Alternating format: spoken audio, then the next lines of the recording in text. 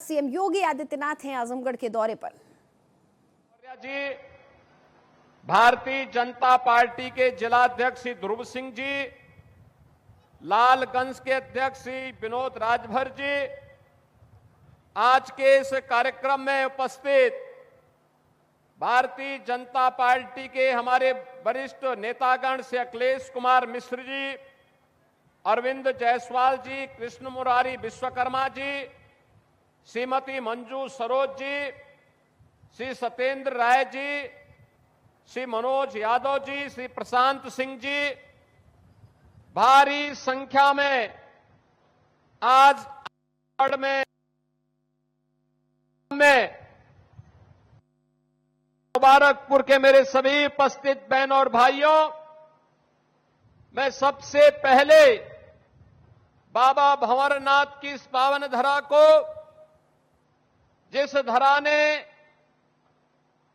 संतों, ऋषियों, मुनियों की साधना से पवित्र होकर के हर कालखंड में देश को एक नई दिशा दी है, इस पावन धरा को कोटि कोटि नमन करते हुए राष्ट्र गौरव के प्रतीक महान वीर सेनानी महाराज सुहेल देव के नाम पर स्थापित इस विश्वविद्यालय में उस राष्ट्र नायक की स्मृतियों को भी नमन करते हुए आप सबका मैं अभिनंदन करता हूं, स्वागत करता हूं। बहनों और भाइयों, आज मुझे एक बार फिर से आजमगढ़ आने का अवसर प्राप्त हो रहा है।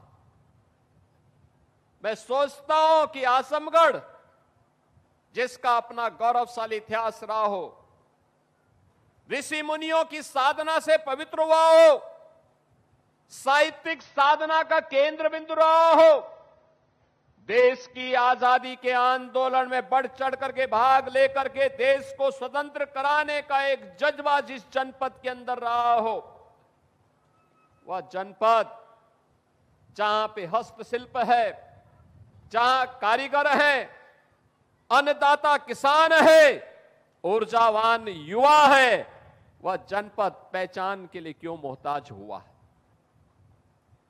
उस जनपद के सामने पहचान का संकट क्यों खड़ा हुआ?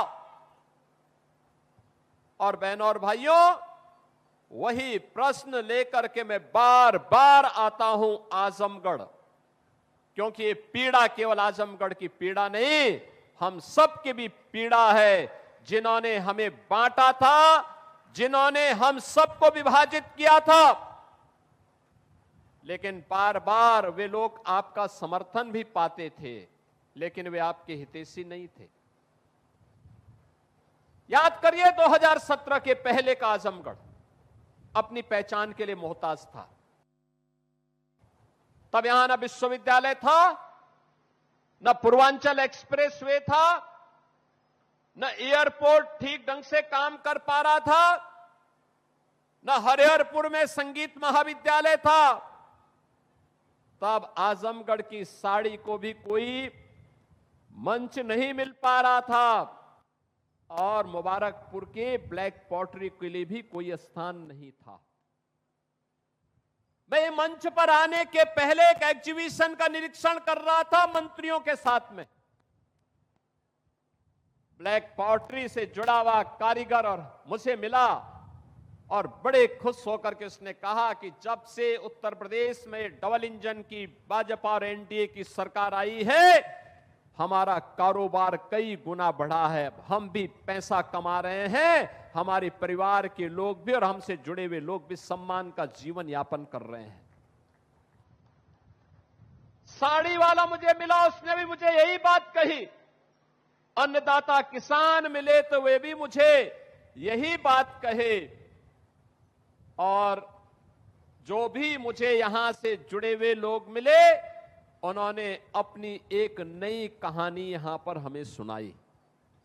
बहनों और भाइयों, आज मैं आप सबसे यही कहने के लिए आया हूं, यही कहने के लिए आया हूं, आज हमारा देश भारत एक नए भारत के रूप में दुनिया के अंदर अपना लोहा मना रहा है। 2014 के पहले का भारत कैसा भारत था? आप में से हर व्यक्ति जानता है। वह भारत जो अपनी पहचान के लिए तब मोहताज था। भ्रष्टाचार के नाम पर भारत की पहचान होती थी तो दुनिया के अंदर सम्मान नहीं था। देश की सुरक्षा में लोग सेंध लगाते थे, सरकार मौन रहती थी तो स्वाभाविक रूप से दुश्मन आंख दिखाता था।